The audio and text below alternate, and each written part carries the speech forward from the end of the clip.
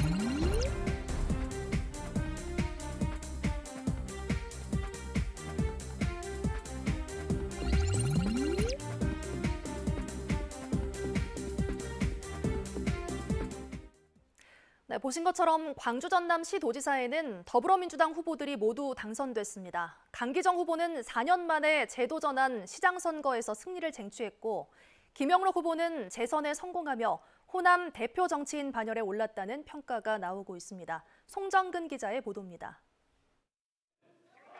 70%가 넘는 득표율로 당선이 된 더불어민주당 강기정 당선인. 2018년 지방선거에 도전했다. 민주당 경선에서 이용섭 시장에게 패배한 그는 조직 확대 등을 통해 4년 만에 재대결에서 공천권을 따냈습니다. 강 당선인은 지난 2004년 17대 총선부터 시작해 내리 3선의 국회의원을 역임했고 문재인 정부에선 정무수석을 하며 국정 운영 경험을 쌓았습니다. 재수 끝에 광주시장에 당선된 강기정 후보 앞엔 과제들이 산적해 있습니다. 수년째 공전하고 있는 광주시 현안 문제와 야당 시장으로서 윤석열 정부를 상대로 얼마나 지속 사업들을 키워낼지도 관심 사항입니다. 시민 여러분들께서 엄청난 사랑을 저에게 주셨습니다. 제가 준비한 대로 시민 여러분들의 뜻받들어 빠르게 당당하게 광주의 변화 이끌어가겠습니다. 압도적인 지지로 재선에 성공한 김용록 지사는 이번 선거를 통해 호남을 대표하는 정치 지도자로 우뚝 서게 됐습니다. 중앙정부와 지방정부의 행정을 다양하게 경험한 정통관료 출신인 김 지사는 도민제일주의와 현장 행정을 바탕으로 민선 7기를 운영했습니다. 광역단체장 직무수행 지지도 조사에서 30개월 가까이 1위를 달성했고 지난해 정부 합동평가 목표 달성도에서도 전남도가 사실상 1위를 달성하는 기염을 토했습니다. 현장에서 항상 우리 도민을 제일로 모시면서 도민 한 분 한 분의 목소리를 경청하고 동고동락하면서 우리 도민들 힘이 되는 도지사가 될 수 있도록. 한편 국민의힘 주기양 광주시장 후보와 이정현 전남도지사 후보는 15%가 넘는 득표율을 올려 광주와 전남에서 보수정당 역사상 가장 높은 득표율을 기록했습니다. MBC 뉴스 송정근입니다. 이번 지방선거는 대선이 끝난 뒤 채 석 달도 안 돼 치러졌죠. 광주 전남에서는 국민의힘의 약진과 진보정당 계열의 참패, 그리고 무소속 단체장 후보들의 선전이 전남에서는 눈에 띄고 있습니다. 이어서 한신구 기자가 보도합니다. 국민의힘은 이번 지방선거에서 의미 있는 득표율과 함께 24년 만에 지방의회 진입이라는 두 마리 토끼를 잡았습니다. 광주에서는 주기현 후보가 15.9%, 전남에서는 이정현 후보가 18.6%의 득표율로 지난 대선 윤석열 후보가 얻었던 12.7%의 득표율을 뛰어넘어서 보수정당 후보로는 역대 최고치의 득표율을 기록했습니다. 민주당의 독점 부대였던 우리 광주를 제대로 된 민주정치 실현을 위해서 이제 정치적인 견제가 이제 시작되는 초석을 까는데 큰 의미가 있다고 봅니다. 정당 지지율에서도 국민의힘은 더불어민주당에 이어서 2위를 기록해 광주와 전남 광역의회 비례대표 의석을 거머쥐며 지난 1998년 이후 24년 만에 지방의회 진입이라는 성과도 이뤄냈습니다. 이번 지방선거에선 전남부 소속 후보들의 선전도 계속됐습니다. 모포와 순천, 광양과 영광, 무안 등 7개 기초자치단체에서 무소속 후보가 당선됐습니다. 4년 전 5명, 8년 전 8명에 이어서 무소속 돌풍을 이어갔는데 민주당의 공천 잡음 등 오만한 태도에 대한 성난 민심의 판단이란 분석이 나오고 있습니다. MBC 뉴스 한신구입니다. 네, 이번에는 지방선거 결과를 조금 더 자세히 분석해보고 향후 정치 지형 변화까지 전망해 보겠습니다. 호남대학교 신문방송학과 한선 교수 스튜디오에 나와 있습니다. 안녕하십니까? 네, 안녕하세요. 네, 아마 개표방송 결과 보시느라 잠 설치셨을 것 같은데요. 어떤가요? 예상했던 결과인가요? 글쎄요, 많은 유권자분들께서 예상했던 대로라고 생각하실지 의문인데요. 오늘 아침 경기지사의 선거 결과가 조금 달라졌죠. 네. 그래서 민주당이 총 5곳으로 가져간 것으로 나와서 큰 틀에서는 예상대로 있지만 조금 깜짝 놀랄 만한 소식이 아침에 있었다. 네. 이렇게 얘기할 수 있겠습니다. 광주에서는 이변은 없었습니다. 민주당이 싹쓸이를 했고 전남 지역 같은 경우는 무소속 후보들의 약진이 돋보이는 선거였는데요. 여기에 담긴 광주 전남의 민심은 어떻게 평가할 수 있을까요? 네, 광주 전남의 민심은 무엇보다 투표율에 드러나는 것 같습니다. 네. 광주의 투표율이 전국 최하위 또 역대 지방선거에서도 가장 낮은 37.7%를 기록한 것으로 나오는데요. 이것이 의미하는 바는 전통적인 민주당의 지지자들, 유권자들을 전혀 투표장으로 이끌어내지 못했다. 민주당에 대한 어떤 질책과 쓴소리다. 이렇게 얘기할 수 있겠습니다. 같은 맥락에서 국민의힘이 광주, 전남, 전북에서 예. 모두 15%를 넘은 것으로 지금 확인이 되고 있어요. 이거는 윤석열 정부를 지지했던 12%보다 살짝 더 높은 투표율이거든요. 네. 이것도 역시 민주당에 대한 질책이다. 이렇게 보여집니다. 그 윤석열 정부의 정부가 들어선 이후 첫 번째 선거였습니다. 전국적인 판세는 어떻게 보셨어요? 어느 지방선거나 그렇습니다만 사실 윤석열 정부를 견제할 힘을 달라 민주당이 이런 얘기를 했었는데요.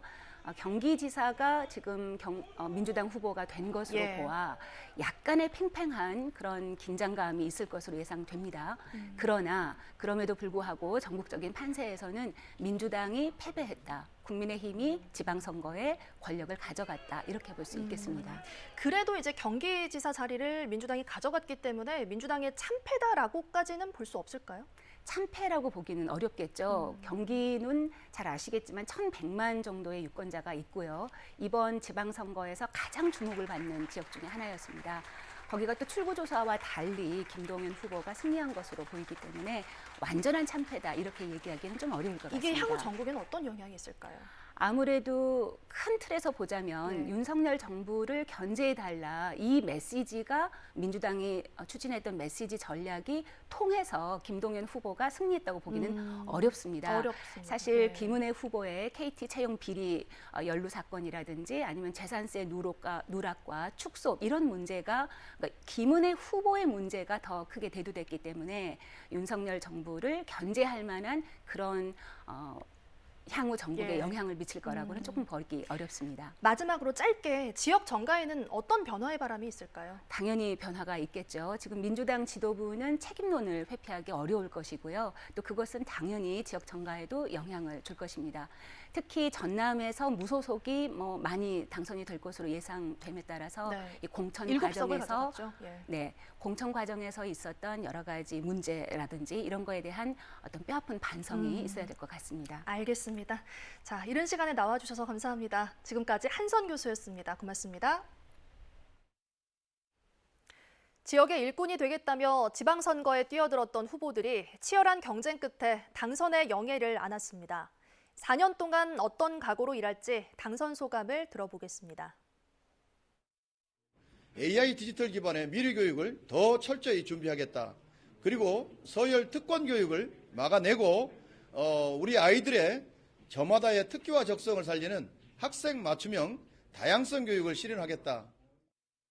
우리 나주가 가지고 있는 현안을 해결하고 우리 나주가 가지고 있는 잠재력을 최대한 살려서 우리 나주가 호남의 중심 도시로 우뚝 설 수 있도록 최선을 다하겠습니다. 영광과 발전을 염원하는 국민의 뜻이라고 생각하고 더 열심히 군정 발전을 위해서 또 국민의 삶의 질 향상을 위해서 더욱더 노력하면서 국민 모두가 하나 되고 화합되는 그런 단결된 영광 구원을 만드는데 전심전력할 것을 국민 여러분과 약속드립니다. 정말 고맙습니다. 죽을 힘을 다해서 곡성 군민 한 분이 한 분이 행복한 곡성을 반드시 만들겠습니다. 감사합니다. 국민이 꿈꾸고 김한중이가 꿈꾸었던 장성 확실히 만들겠습니다. 화합하는 장성, 청렴한 장성, 더 나은 장성, 국민과 함께 만들겠습니다. 3대 SOC, 5대 뉴딜 사업도 민선 8기 임기 내에 확실하게 마무리 짓겠습니다. 우리 국민 한 분 한 분께서 보내주신 소중한 마음을 크게 담아내는 능력 있는 군수가 되겠습니다. 맑고 깨끗한 하늘 사이로 볕이 강하게 쏟아지면서 오늘도 덥겠는데요. 어제보다는 덜 덥겠습니다. 광주의 아침 기온 16도 안팎으로 어제보다 1도가량 낮은 기온으로 출발했고요. 한낮 기온 30도 안팎까지 치솟겠지만 어제보단 2도가량 낮은 기온 보이겠습니다. 오늘도 기온이 빠르게 오름세를 보이면서 기온차가 크게 나겠습니다. 주의하시기 바랍니다. 요즘 한낮에는 날이 정말 덥죠. 먹는 음식에도 주의가 필요합니다. 식중독 지수도 높게 치솟고 있는데요. 광주를 비롯해 전남 서쪽 지역을 중심으로 주의 단계 보이고 있고요. 도서 지역을 중심으로 경고 단계까지 올라 있습니다. 유념하셔야겠습니다. 현재 깨끗한 하늘 드러난 상태고요. 오늘 공기도 깨끗합니다. 광주와 전남 모든 지역에서 좋음 수준 보이고 있는 상태고요.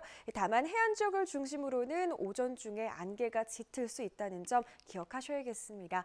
광주의 현재 기온 18도 안팎 보이고 있습니다. 한낮 기온 담양에서 31도 안팎까지 오르면서 낮 동안 더위가 이어지겠습니다.